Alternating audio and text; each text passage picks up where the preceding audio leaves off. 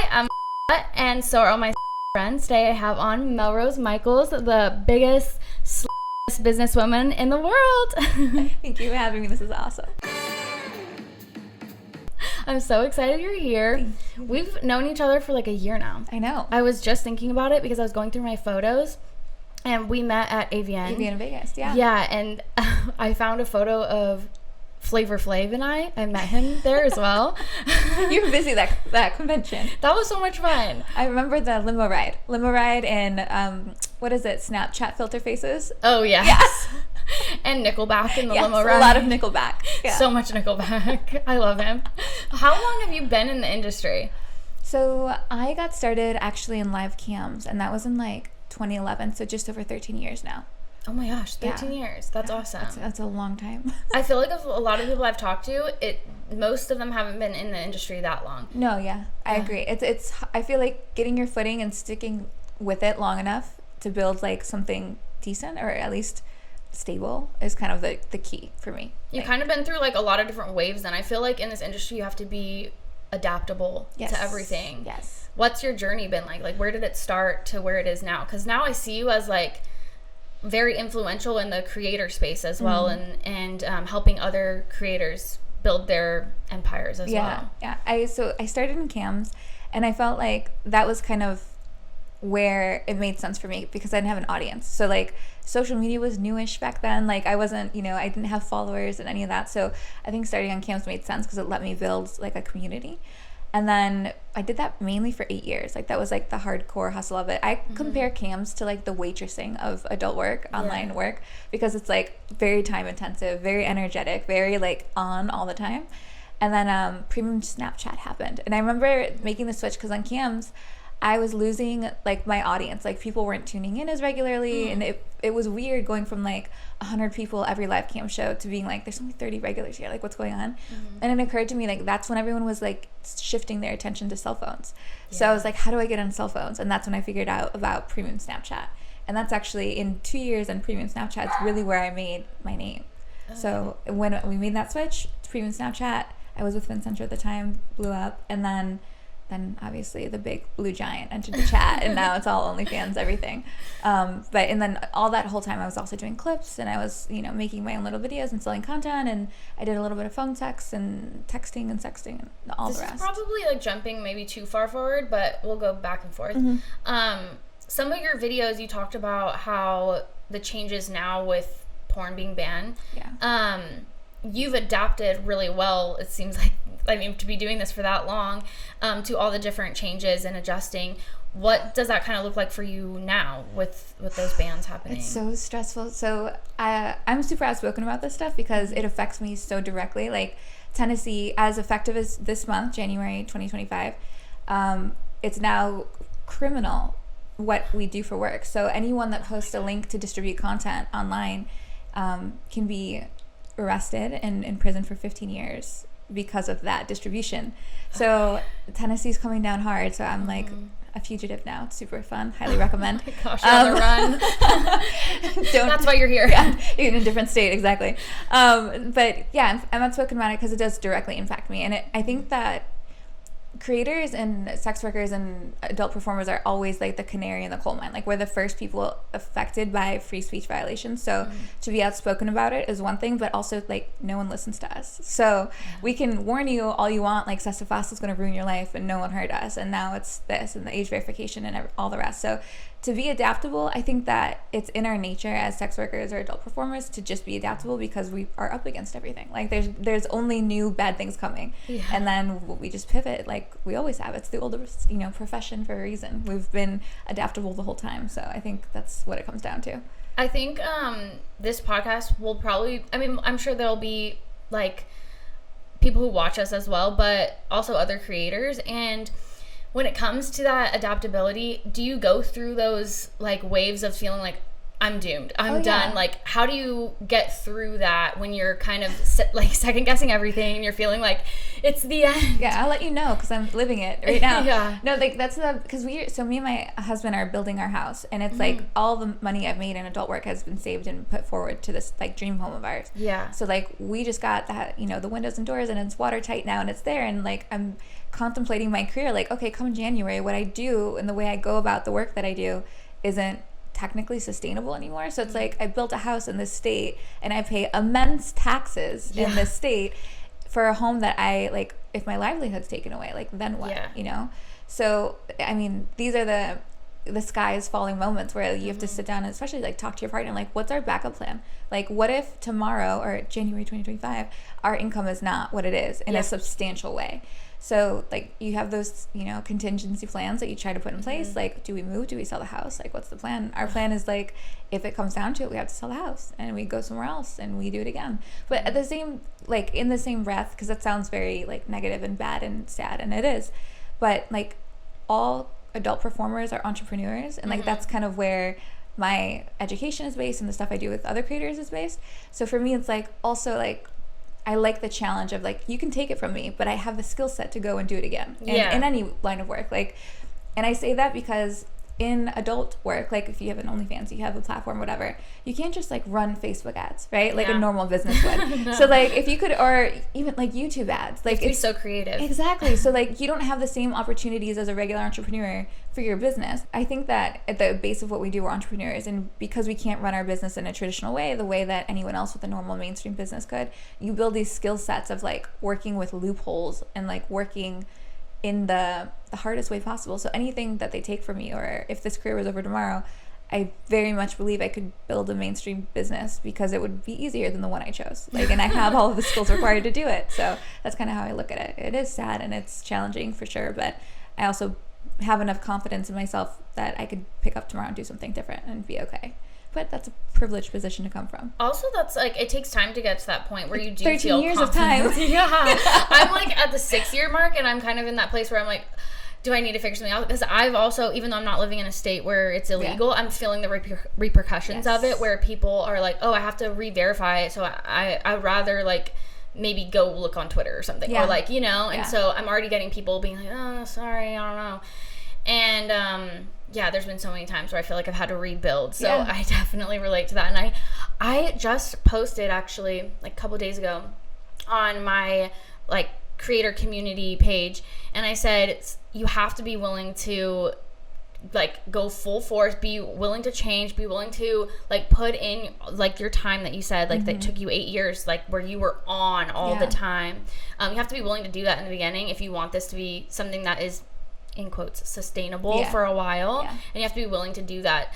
Do you think, like, is that something that you talk about with your creators in the beginning? Is this something you really want to, you know, put in X amount of time and, like, be able to go through those hurdles and the ups, the downs that happen so often? Yeah, I think this is, like, the common misconception, especially with, like, post-COVID OnlyFans boom era, where, like, all of the headlines are like, creator makes $1 million a month and, like, whatever. And, like, yeah, because they had a huge social following and it's, like, kind of like a PR stunt more than anything. But to build a proper career, like, you have to put in time. And I think the misconception is that, like, this doesn't take the same effort or investment, but it does. Just like with anything like big or worth doing, like, you have to actually put the time in. Because you're building out, like, an audience, or you're selling something to an audience. Building an audience takes time. Like, it's no different. The other part of it is, like, I have this philosophy where it's like, if something's worth doing, like, imagine doing it for 10 years. Is it still worth doing? Yeah. And then if not, don't pursue it. Because, like, building anything of meaning or of substance, like, you should be that committed to it. At least, you know, it's either, can you see yourself doing it for 10 years, or can you do it 100 times? So, like, the creators that come to me and like, I want to start a podcast, I'm like, don't quit till you do 100 episodes. Like, give it 100 episodes to dial it in, to figure it out, to, like, sort your shit out. Changes. Yes. And, like, and pivot, because you're going to learn stuff along the way. And I think the other part to what you mentioned earlier, I have a really bad habit of this, which is, like, I'll get married or emotionally attached to an idea, and then I won't deviate because I'm like, this worked before. This worked one time. And I'm like, yeah, 3 years ago. And it was different then. Like, you need to let it go, let it die, find the next thing that works. So, like, now my biggest, like, I guess, fallback is always, like, go back to testing. So do this for 30 days. Did it work? Did it not work? Okay, if it worked, keep it. If it doesn't work, let it go. Like, we're not married to ideas anymore. So, like, that's been a big muscle I had to grow, I feel like. Yeah, and also be willing to, like, maybe it's parts of it worked and you have to kind of readjust. Maybe it's not like a complete throwaway, but you have to be willing to adjust. Okay, I'm going backwards again. I told you I'm going to jump around. That's right. I like it. What got you started? Like, why did you decide this career? Like you said, you had to commit. You're like, I'm going to be in this for a while to make sure that I'm putting everything into it. What made you decide that? So I was, at this time in my life when I got started in camming, I had a bunch of credit card debt, as you do, 18, you know, they just hand those out here. So had a credit card. It was a problem, especially with infomercials. I had like late night shopping. I have a problem. Like past 3 a.m. if it comes on my screen, I'm buying it. So had credit card debt. I was in college also, and I was working in a bank. So I was working all the time, going to school, had a bunch of debt. And then I was go-go dancing on weekends. So the furry boots, bikini on a box kind of thing. Yeah, so much fun. And I had girls that were dancing with me that kept quitting. And I was like, at this time in my life, $200 Friday night and a Saturday night, like $400 a weekend was like crazy money. Like I couldn't imagine better money. So I was like, what are they quitting for? Like, I don't understand. And then someone finally told me like they're webcamming. And then I went onto the campsite. It was MFC. I don't know if you can say them or not, but I watched models in their top 20 or whatever. And I was like watching what they did and how they entertained people. And I was like, I could do this. Like I could totally do this. And for me, I always knew I wanted to be in business, and I always knew I didn't have capital to start a business. So when I saw this, and then I did the math, like the token conversion, which is basically pesos for anyone that cares to know that. But when you do the math, like those top 20 girls were earning like at that time like $30,000 a month. And I was like, that's crazy. Now they earn like $200,000 a month. Oh my God. Yeah, if you're in top 20 MFC, you're crushing it.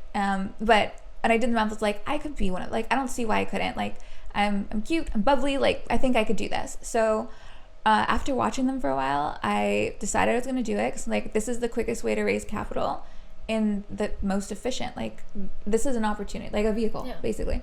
And then your body is the capital. Your personality is the capital. And also, like, this was the beginning of the social media stuff that was going on. And it's like, okay, I can do this in social, and that has opportunity too.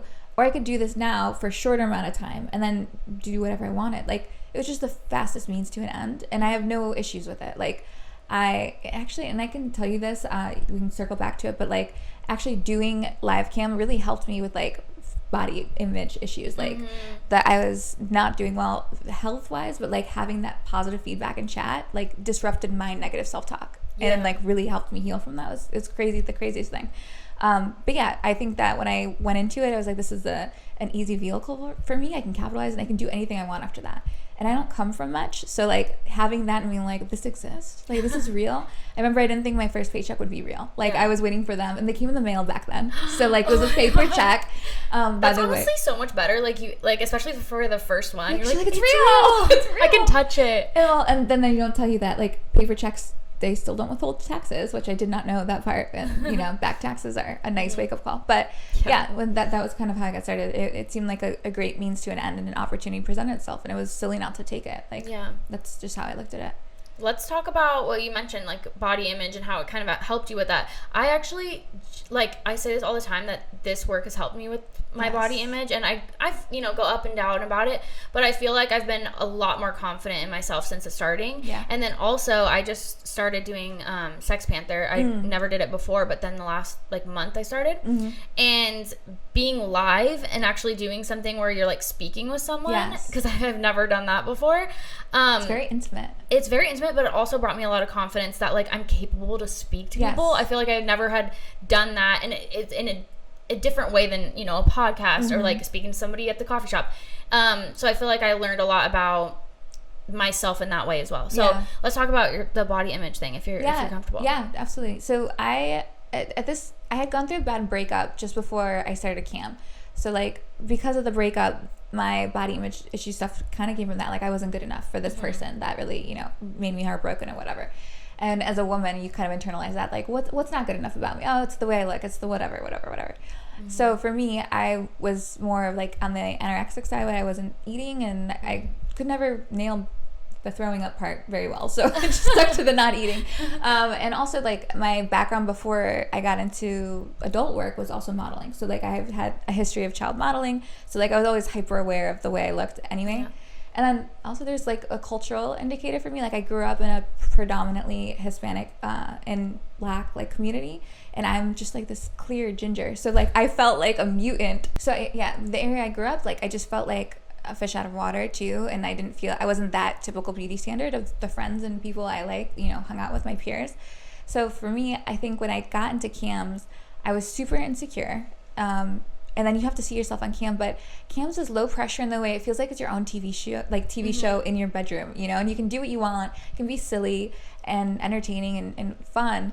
And then you just have that feedback loop. Like, everyone in your chat room is there to see you and spend time with you. And they're just like, you're so beautiful. I love this. I love that. Yeah. And then you also get to learn your angles where you're like, oh, I look good in this position. And oh, this looks nice. Or I kind of do look sexy here. And it's like seeing a mirror, but like getting to manipulate it a little bit and understanding those things about yourself. But really the key to it, I think, was the feedback loop. Like, seeing fans say nice things when in my head I'm saying terrible things. Yeah. Because you can't do both. You can't read nice things while thinking awful things. I know. That's one thing I noticed. Like, everyone is so nice. Like, they're paying to see you. Like, of course they're gonna be happy to see you. I mean, there's trolls too, of course. But for the majority is really sweet and kind. Yeah. And so I've noticed like so many good, like, positive people, and they will always point out things that I'm like, I'm not confident in this. Like, especially with my hair. I'm not very confident in my curly hair, but I'm trying because my hair is dead right now. I'm trying to grow it out. So cute. I was going to compliment you when we walked in. I was like, I love your hair like that. But I get people saying that, and it helps me when I don't see it that way, you know? So I'm like, okay, yeah, maybe it does look cute today in this way, Yeah, so and it's the grass is always greener thing where people are like, I love your red hair. I'm like, I fucking hate it. I wish I could tan. Like, oh my God, I love your red hair.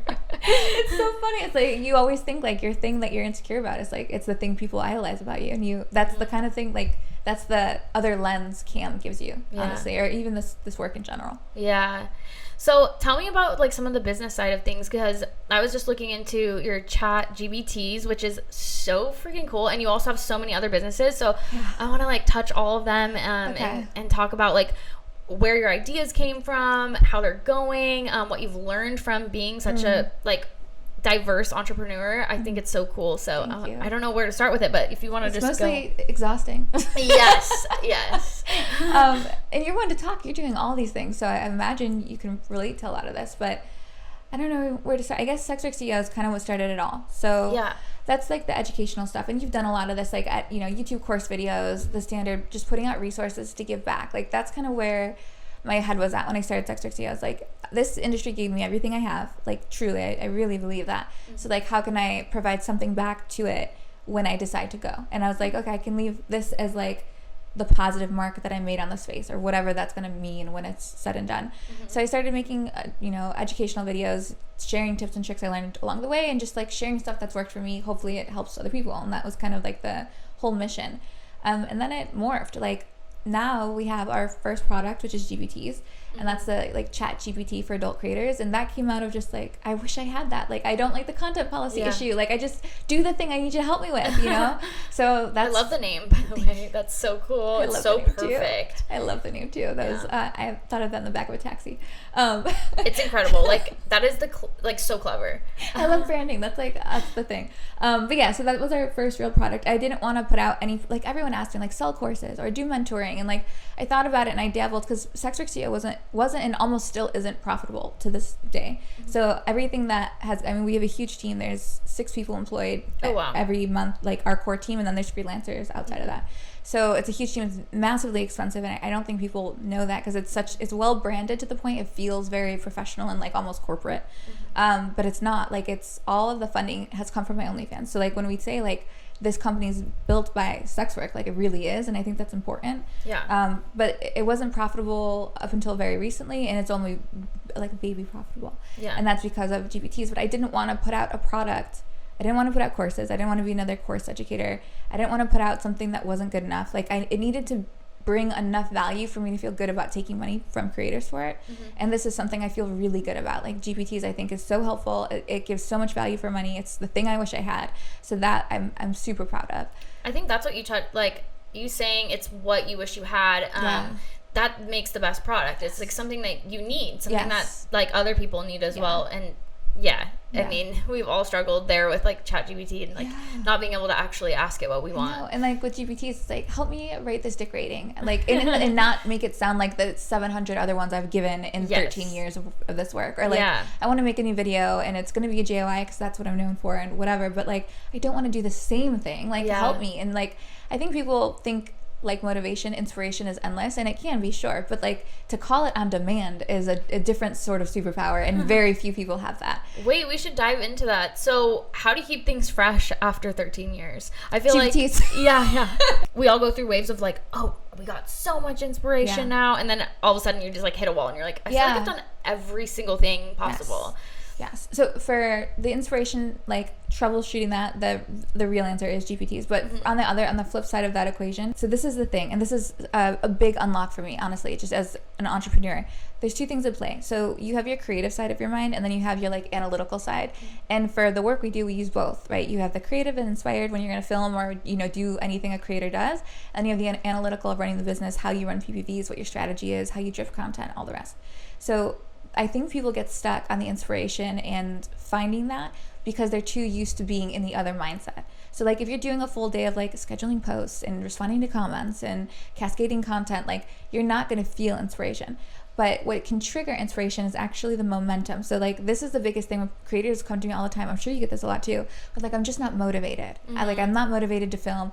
And it's like film and then motivation comes. It's like you have to actually take action, do the thing, and then the momentum sets in. Yeah. Because you'll be like filming again for the first time in 3 weeks. And you're like, oh, that looked really good. Oh, that was cool. Or like I dropped the camera, but that angle was neat. Like that's where that stuff happens. You start editing and you're like, oh my God, this looks so amazing. Yeah. And you're like, I didn't know I looked like that. Like, this is great. So I think like that's a big misconception. It's like the momentum, it comes from doing the thing. Like you have to just take action. The rest takes care of itself. But yeah, those are the two things: is being in the right side of your brain and focusing, and then just doing the thing. I was just talking about this. I don't even know where, but I basically said, it doesn't matter what you want to do that day. Just do the things that are on the list. Yeah. And yeah, you kind of hit it with the momentum will come after that. Yeah. But my thing was like, yeah, I never want to do anything. I want to lay on the couch, of course.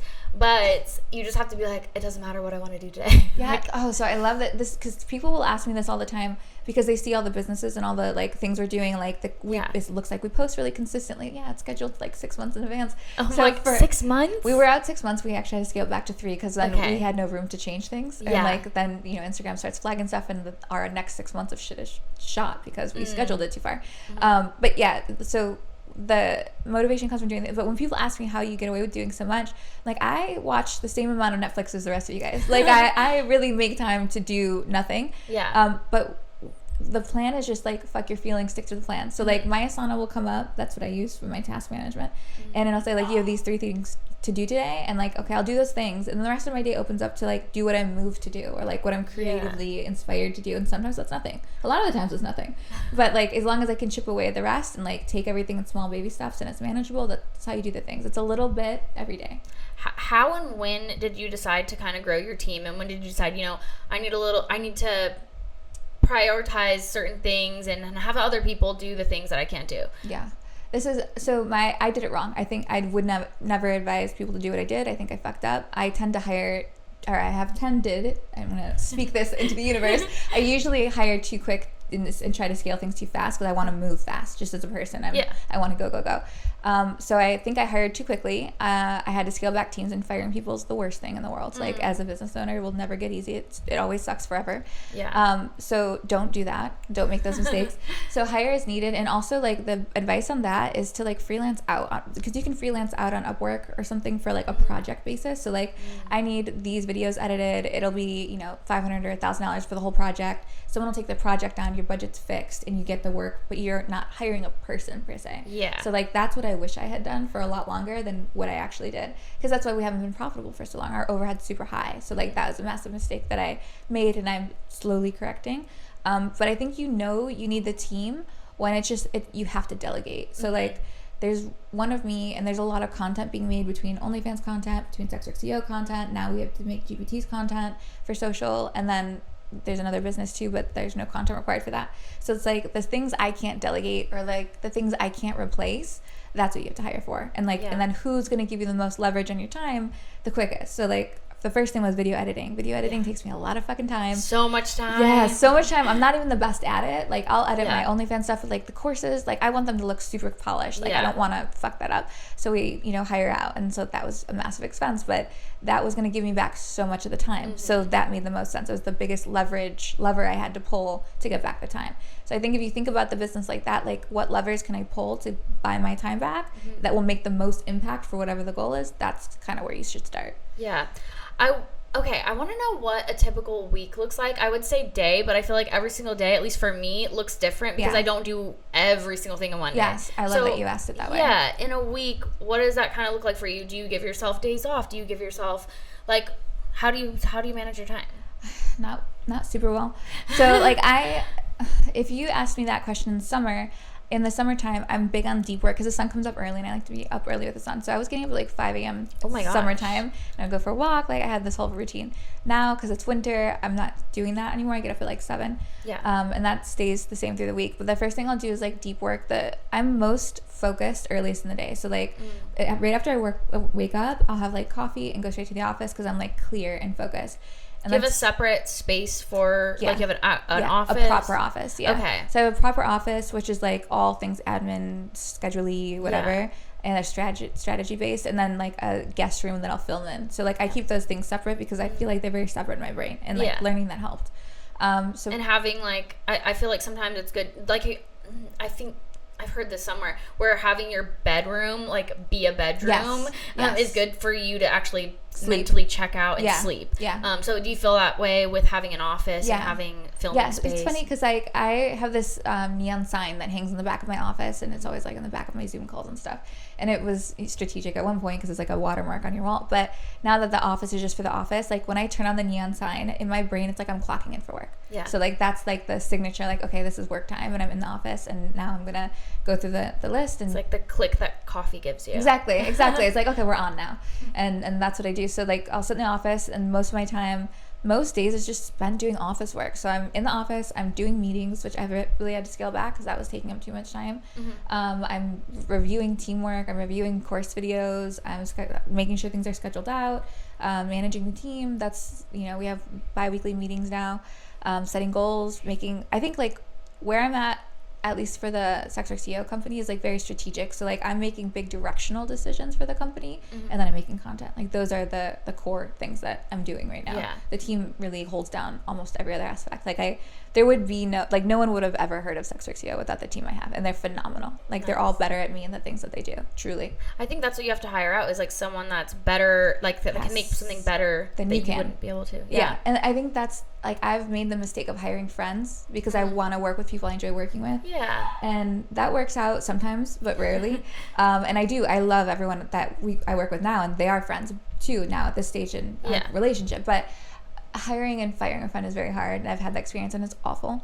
And also, like, when you hire qualified people for the position that you're needing filled, like you're swimming upstream with the wind at your back. Like it's just so much better. And then you hire, have to teach them how to do it. Well, you train, but like they have a skill set and a talent that they're bringing to the table. And if you can get people that have things you don't have, like that's better. Like I think if you're building a team as an entrepreneur in general, everyone you hire should be better than you. And like I think that vanity and kind of like ego gets in the way a lot of the time for a lot of people, because they're like, I have this team or I have this company. It's like, that's great, but if they're not better than you, like you're not being a good coach, like you're not a good leader, you're not a good manager, because your core talent, I think, as a entrepreneur, as a leader, is finding talent, finding talent that can help move your goal forward. So I think that's really, like, I'm trying to learn how to be a better leader at this stage in that business. It's like, how can I do better for them, to be honest, so that they can perform better.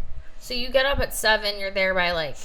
I'm like 7:01. I'm in my office. I just like wake up, make the coffee, take the coffee to the room. How long are you there? Usually until 2 or 3 p.m. on an average day. And then if I'm creating content, so I try to film by daylight, like sunlight. So depending on the season, it shifts when I'll be filming, because I want to use sunlight in my videos as much as possible. I just think it's prettier, and it's the vibe. So depending on what time of the year, I'll film when it's like golden hour-ish. Oh, so pretty. Yeah. So that's what I aim for. So sometimes that pivots, and like if it's golden hour around 2, then I'll have to film differently. But that's kind of it. Like the majority of my day is spent in the office in front of a computer. I'll catch whatever the pretty lighting is to film whatever I have to film that day. And then I try to just clock out and ignore life after that. Like I'm not one to schedule days off. I've been really bad about that. But also like... So you're there every day or the weekends? Monday through Friday, yeah. Okay, Monday through Friday. Saturday, Sunday I'll work if there's something to do. Yeah. Today is Sunday. Yes, today is Sunday and I'm out of town, so this is different. But I don't have like everyone talks about like the work-life balance thing. Like I don't know that I subscribe to that idea, to be honest. I was saying it's going to be really controversial. I know. If you're an entrepreneur, it's kind of like, how do you clock out if it's your life? Like, or if it's your passion and it's creative. That's the thing. Like, I think the work-life balance, especially being applied to creative work, is so almost detrimental because it's a target you'll never hit. And also like inspiration, you can't do it on demand. So like if something really inspires me on a Saturday, do I not do it because of the balance? And do I hope I'm still motivated to do it, or I haven't talked myself out of it on Monday? Like you can't think like that. So like for me, I think balance is doing what you want to do as much as you can do it, and if it gets exhausting, you take the break. But like if you enjoy what you're doing, which I especially on the business side, I love being a creator, but I like the challenge of the business. So like I want to be doing that. I don't want to step away from it if I have the time to give it time that day. Like, so I don't, when people ask me like, how do you balance it? I'm like, I don't, and I'm okay with that. Yeah. Instead of how do you balance it, how do you manage like not getting burnt out? Thing that I think we don't know when we're in it until it's like after the fact. You don't know you're in a burnout phase until you've bounced back and you're like, oh, what was that? You're like, oh, that was burnout. That's the thing people refer to. Like that one was hard for me to identify. But the thing I've done now, and like this is always my fallback plan. So this is my fallback plan every time I feel like I'm experiencing burnout. And this is what's always worked for me. So the way I was running my pages, so I come from the premium Snapchat like era, and on premium Snapchat, you would film a new like sex show essentially on Snapchat every single night.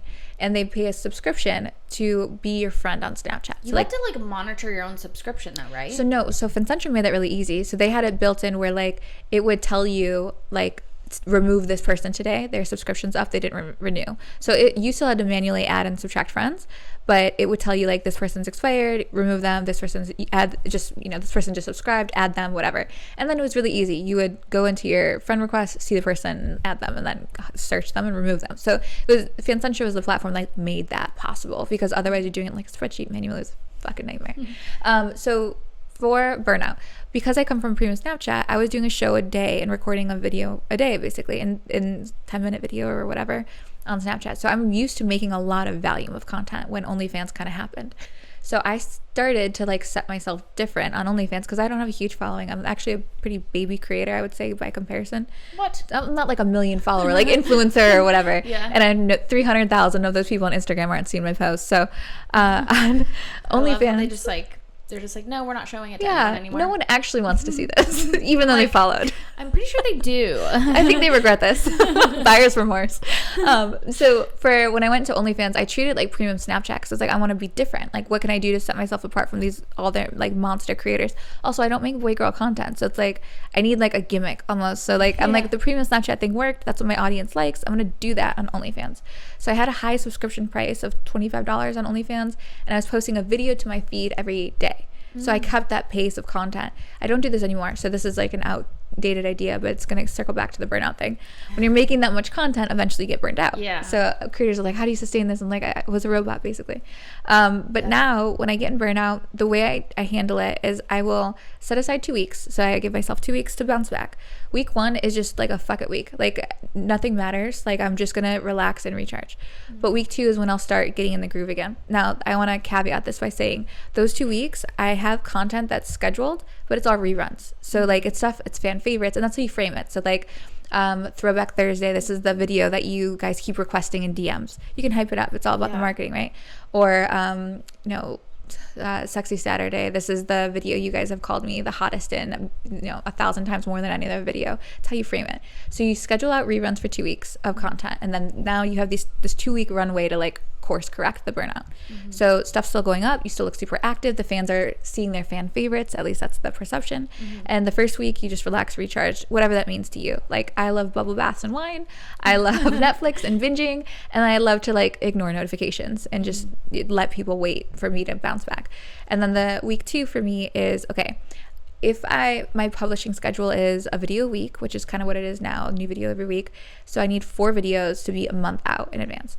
So on Monday and Tuesday, I'm going to record 2 videos each day, even if they're super easy videos. So if I'm coming out of a burnout phase, I'm doing like a GOI video, heavy talking, not heavy performing. Or I'm doing an ASMR video, again, heavy talking, not heavy performing. And then maybe like a hand job video or a blowjob video, like something ease me back into filming again because I'm tired. So I'll get those 4 videos filmed, 2 on Monday, 2 on Wednesday. And then on Monday, Tuesday, and then on Wednesday, I'll edit. And then on Thursday, I'll schedule. And then on Friday, I've got a month's worth of content, and I just had a week off and a week to get back on track. So like, that's the formula for me, is schedule the reruns out 2 weeks. Week 1, recharge. Week 2, get in the habit and set yourself up for a month in advance. And like, that's how I've always course corrected burnout. That is the best way I've ever heard. It's the only thing that's ever worked for me. That is so good. I'm going to start. Yeah, because like, you come back and you're like, oh, I'm back. I'm rested and I'm a month out again. Yeah. Like, it's like you feel like you conquered it. Because coming back is the scariest thing. There's this mental, it's like a shortcoming of how we're wired in our brains, but it's called the spotlight effect. So there's a big thing you're avoiding doing. For me, it's typically content, because I'm like, I fall off the bandwagon and I'm off schedule, whatever, and I just beat myself up about it. So it's called the spotlight effect, where your brain will hyper fixate and focus on the thing that you haven't been doing, that you've been putting off, and it just makes it seem bigger and scarier, and then you don't do it even more because it's bigger and scary and it's more overwhelming, and it just spirals. It's like this snowball that happens. So like, knowing that too has also helped. So I'm like, if I can stick to this formula, I know it'll work, and then I'll come out of this being ahead again. So it's like that ahead again that I really need. I don't want to be like, I made a video today, I sold it today, I'm back where I started, I don't have anything tomorrow. And you got to start over again. Yes. You want to be able to feel like, okay, I can take a break if I need to tomorrow. Yes. And like, you can do that if you think about it too. If you're someone who gets burnt out easily, like, you can apply this every 2 weeks. So like, week 1, you don't work. Week 2, you film, edit, schedule.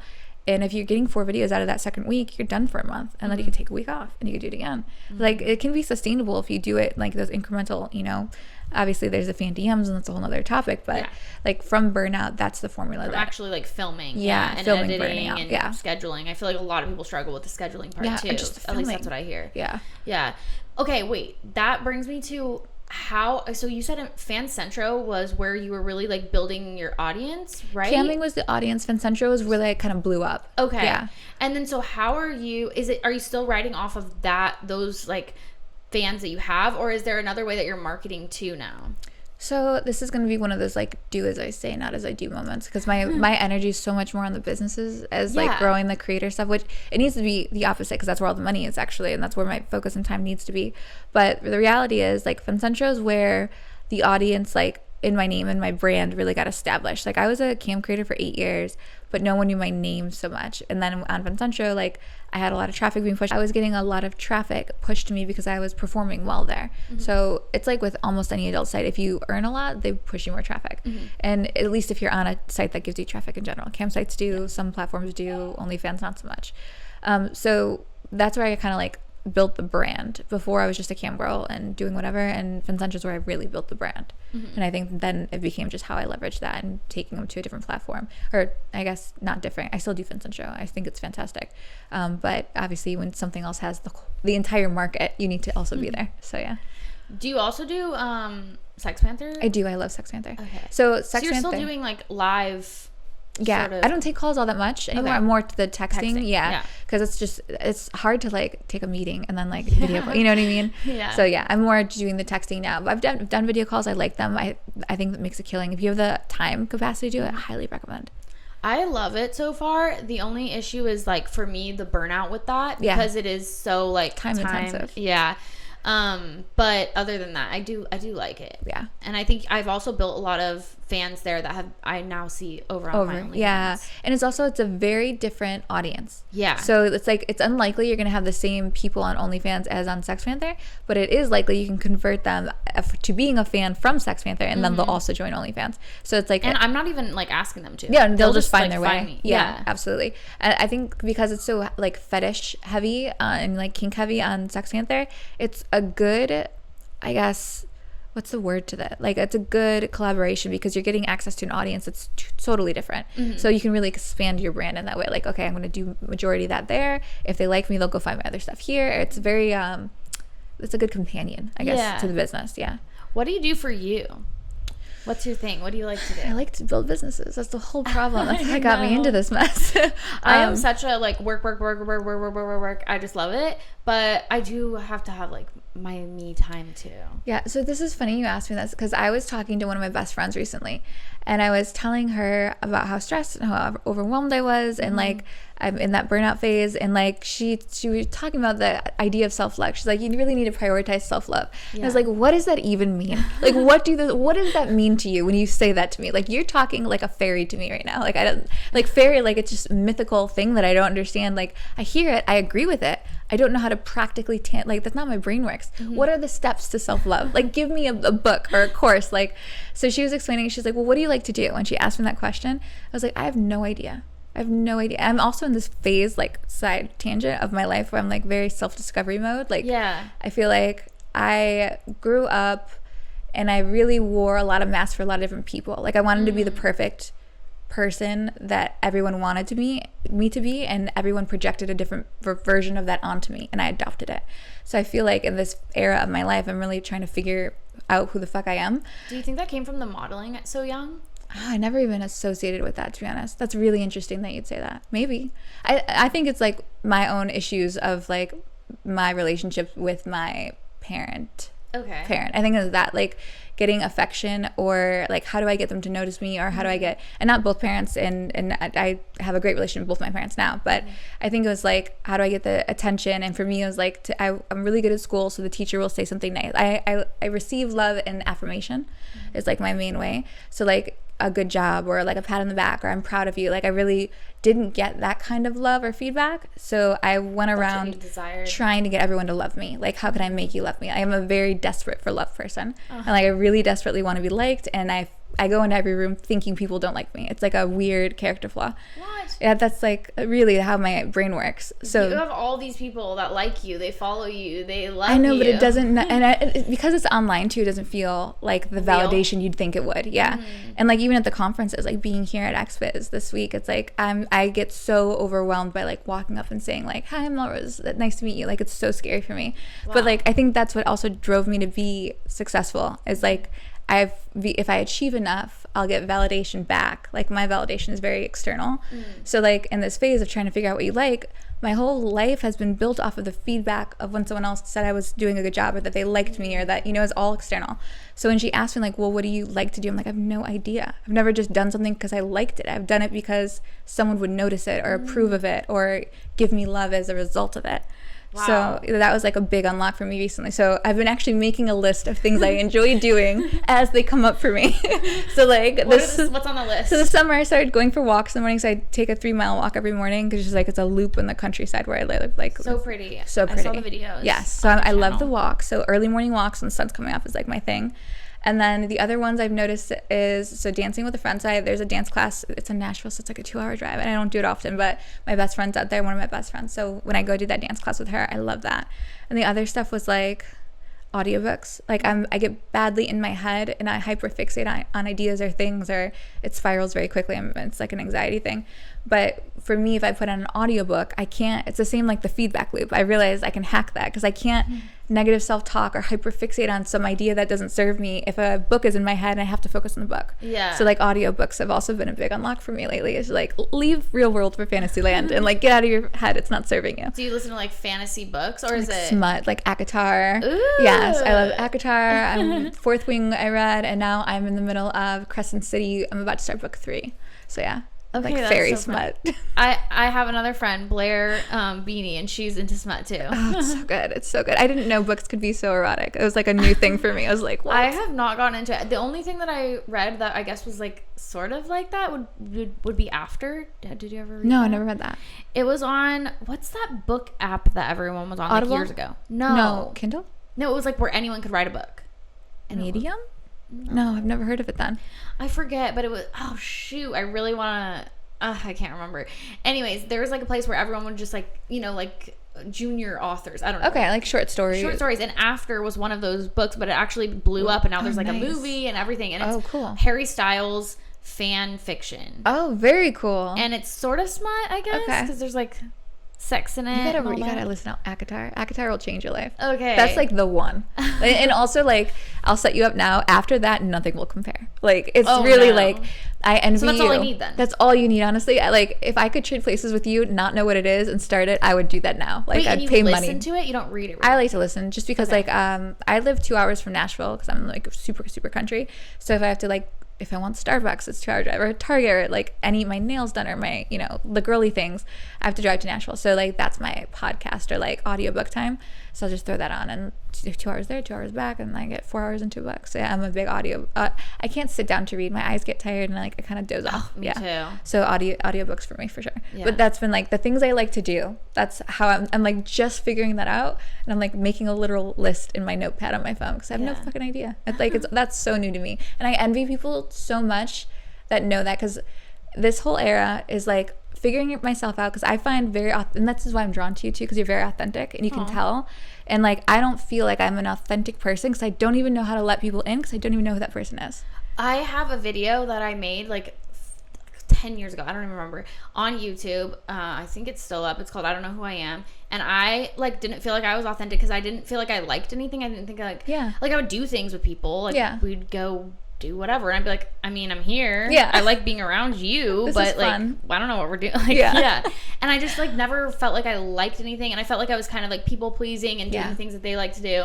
And then I was on that journey of just like finding things that I like and trying them and doing things. And I realized, because the reason why I felt like I didn't like anything was because I would try everything and I never really like stuck with anything. I was a cheerleader for 2 years, and then I, you know, did this for 2 years, and then I do that for 2 years, and I never like had like, you know, some people like stick to this one thing, they're like so play good violin their whole life. And I was like, I don't have any like hobbies like that. But then I realized that is my thing. I just like to like explore, create, and like I enjoy that. Just try something new, and then I buy like $500 worth of pens or something, and then I do it for a little bit, and it's gone. That's a big thing, and this is like why I don't like when people get married to these ideas of like work-life balance or like whatever. It's like, or you can be the other thing, and like now that I realize as an adult, like that's an option, I'm embracing that more often than that. Or I'm like, or both things could be true. Like I don't know, I don't pull an example, but like the controversy between work-life balance, it's like, so it could be really healthy for you and really great for you, and it could be totally the opposite for me. Like, it doesn't affect me that way.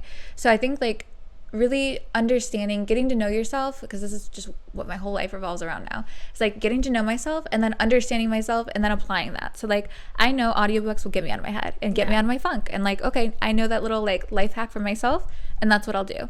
So it's like, it's really just knowing yourself. I think that's the biggest gift, and I want to be a very authentic person. I'm very drawn to authentic people, and it's like, okay, how do I start that? Like, I need to figure out who I am, like, and what that looks like and what that is.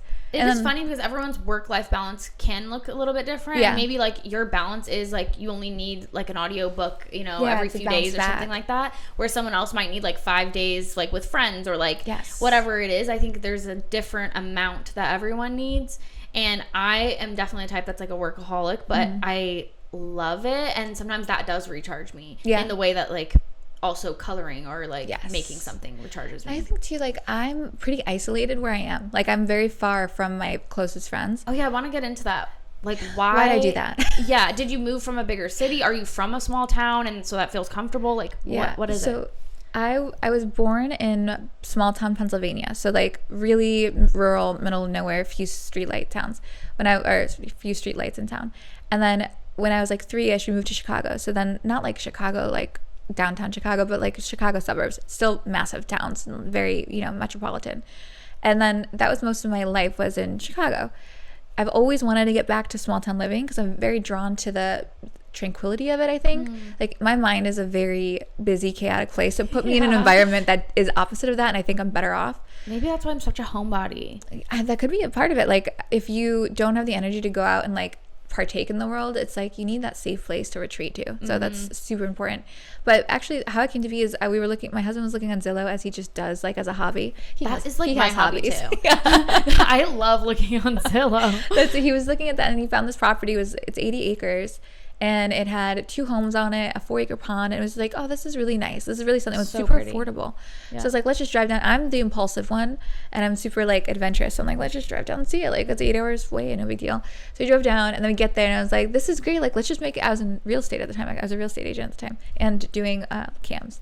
Yeah. So I was like, let's just put an offer in. I'll lowball them and see what I can get away with. Like you know, and they accepted our offer, and I was like, I guess we're moving to Tennessee. Like it was very not planned, not thought out. We didn't know a single person that we hadn't been there. We'd only been to Tennessee one time before deciding to move there, and also this was 2 weeks before our wedding, so we were having our wedding in 2 weeks, bought this property, and then told everyone at our wedding we're moving. It was all not planned, not where I intended to end up. Wow. Not like I'm impulsive too.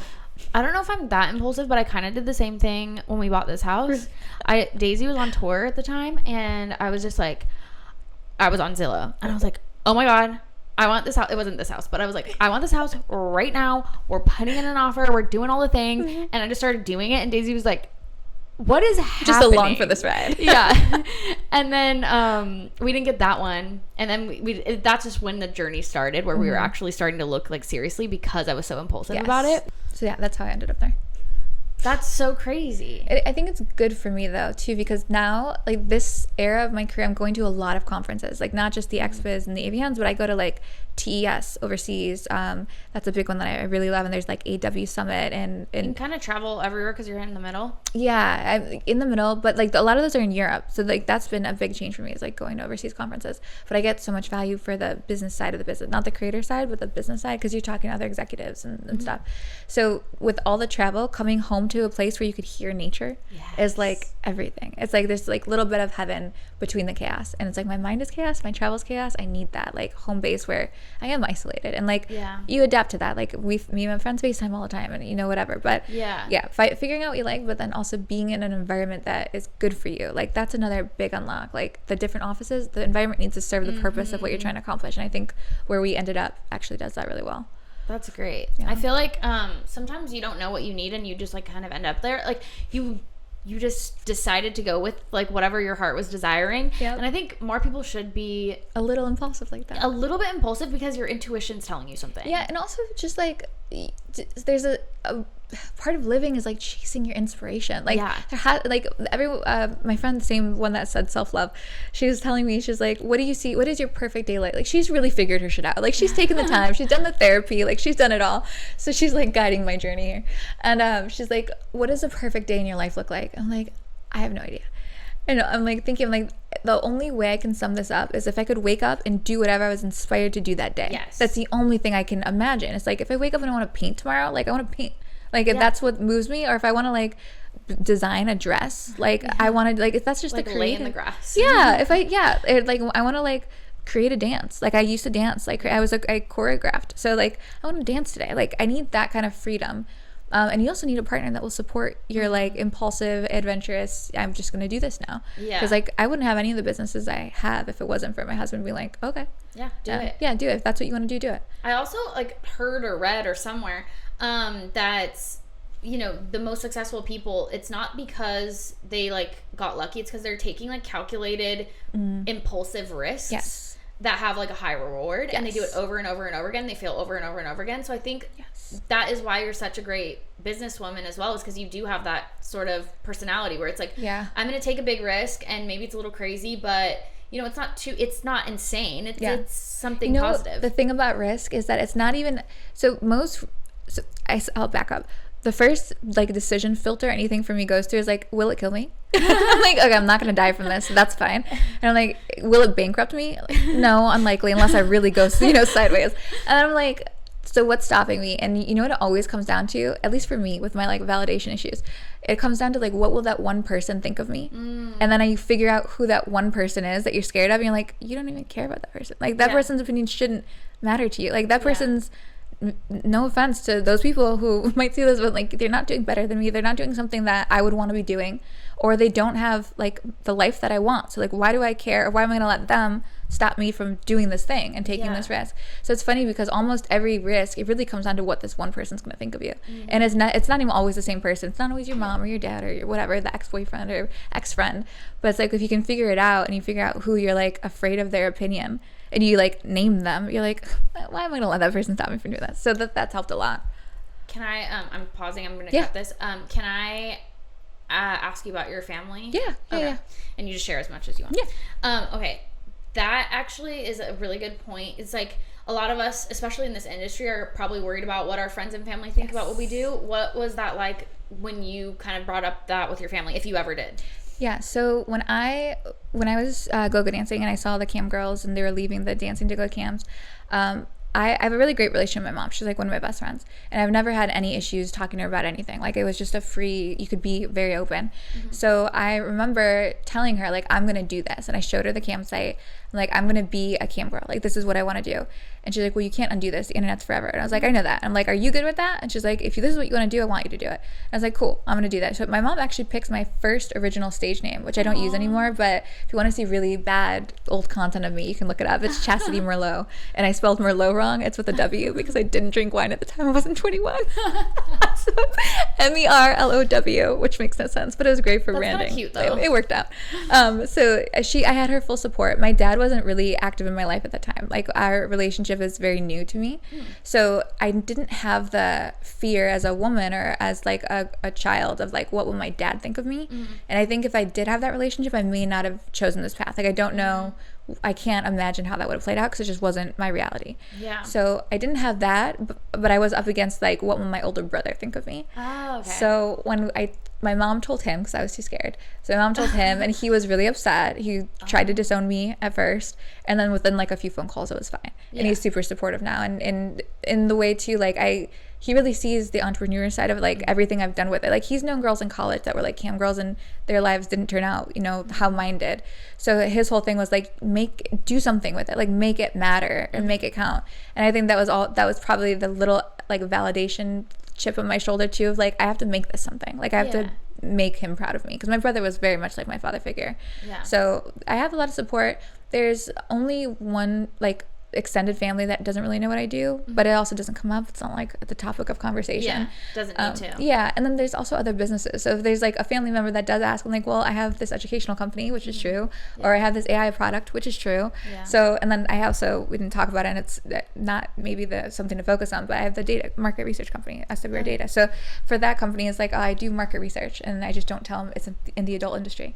So like all of those things are very palatable to the members of the family who like aren't gonna love, I do sex work, so that's kind of how I've done it. But yeah, like to the point of like caring what someone thinks of you, it's like my mom's gonna be proud of me, and I'm confident in that, and I have that privilege of like, I don't have to worry about that, or I don't have to worry about my partner thinks about this, because like we're all good with it. But if I didn't have that, I don't know how things would have maybe ended up, because I really, like I said, my validation is very external at this phase of my life. So if I didn't have that support, I don't know if I could have gone through with all the things I've done. I think it takes like also somebody, like obviously your mom, and growing up you clearly felt comfortable with her, and she felt comfortable with this line of work for you to feel comfortable to even do it in the first place. I feel like there's also that kind of aspect. Not everyone, I guess, has that, but I think my family too was very open and open-minded, so it didn't really feel like it would be a problem. I mean, there was like, oh, I wish you were just the photographer side of it. Like, there was that, but I feel like there also takes, your upbringing that made you even come to that place. I explain it too. Like my mom, she was mostly a single parent most of my upbringing, but there was never a question from her of like if I would make it at something. Like when I got into child modeling at like 12, and I remember I really wanted to take these acting classes, which is like ironic because now the biggest family joke is like, you put her through those expensive acting classes and she's in porn. But you're an actress. I'm still acting, guys. But because of like I really want to take these acting classes, they're really expensive, we didn't have the money, or there's a time where I really want to do pageants, like beauty pageants, and don't recommend, but I didn't have the money, so like I had to go out and like hustle sponsorships. So I would like go to these little restaurants and little businesses locally and like, hey, would you donate $100 so I could participate in this pageant, and then in the brochure we'll name you as a sponsor or whatever. And like, so I literally like hustled my way into these little ventures. A business lady. I had my first business was at 11. It was a dog walking business, and it was like the first venture. You were really just meant for this. I was always an entrepreneur. It was a problem. But like, if my mom has always had like unwavering belief, like if she says she's going to do that, she's going to do it. And also like I was held like to a standard. The way I was raised is like, if you start this, you have to finish it. So even though like I started ice skating, didn't like it, didn't want to do it, I had to finish the season. Like that's the rule. If you want to start, because it's expensive, these things are expensive, so you got to finish. So with the ventures, it's like I always had my mom's like complete confidence in like, if she says she's going to do something, she's going to do it, and she's going to be fine. And like telling my mom like, I want to be this when I grow up, like those kinds of, you know, really young conversations you have with adults, or like, what do you want to be when you're a grown up? It was always like, you could do that.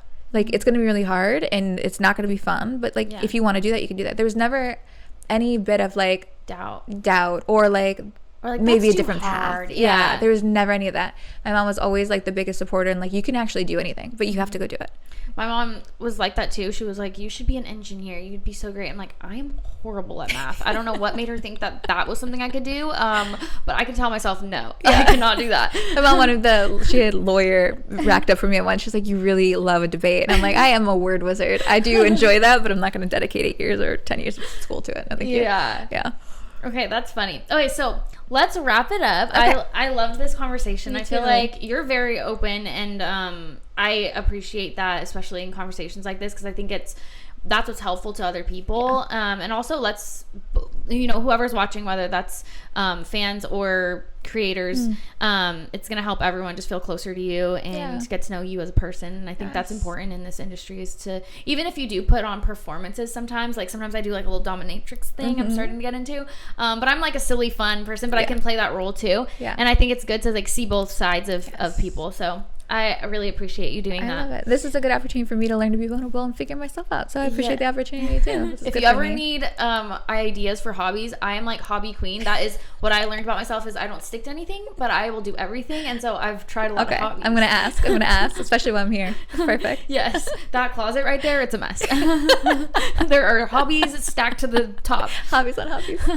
But to round everything up, what is like something you would want other creators to take away from this that maybe would be helpful for their journey, whether that's in entrepreneurship, whether that's in like being spontaneous and you know, going for the big goal, like buying a house, or like or when it comes down to this, you know, the line of work and everything like that? Is there any kind of like last words you'd want to give to someone? I think like the biggest thing to know is like, the most successful people also don't have it figured out. Like I know on the outside it looks like I'm doing a million things really well, but most days I'm doing them mediocre at best. So and like trying to figure it out yourself. Yeah, and like I don't know what's the right call. Like I don't know if I should be hiring other creators to help with education for Sex Work CEO. I don't know if I need to double down and make all of it and how use those resources. So I don't know the next step for anything.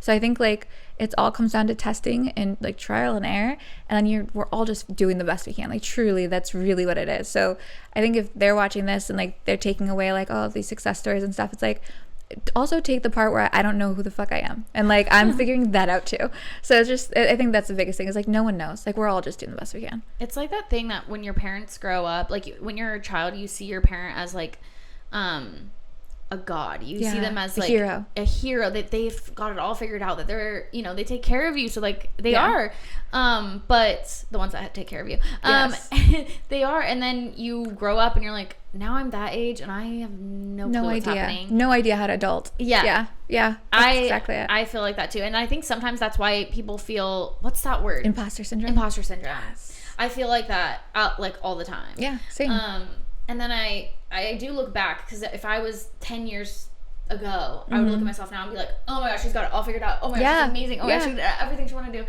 And then I'm sitting here, I'm like, my YouTube channel got trashed. Like, nothing's working out. I don't know. Things aren't growing. Yeah, I don't know what's my next step. And it's like, you'll figure it out. Yes, I you'll think be that's okay. a good one. It's like, things will come to you, you know, you'll have that idea, like you said, what was it you said in earlier, like, for GPTs, I wanted the thing that didn't exist, and then or like you were in the back of a taxi and this idea or this name came up, or like whatever it is, it'll come to you. That's why I think intuition is so real. It is real. And then also the imposter syndrome thing, a big takeaway is like, if you have evidence, it cures the imposter syndrome. So like when I feel really impostery, I was like, like, what am I doing for the community? Like, what am I actually like doing that's beneficial?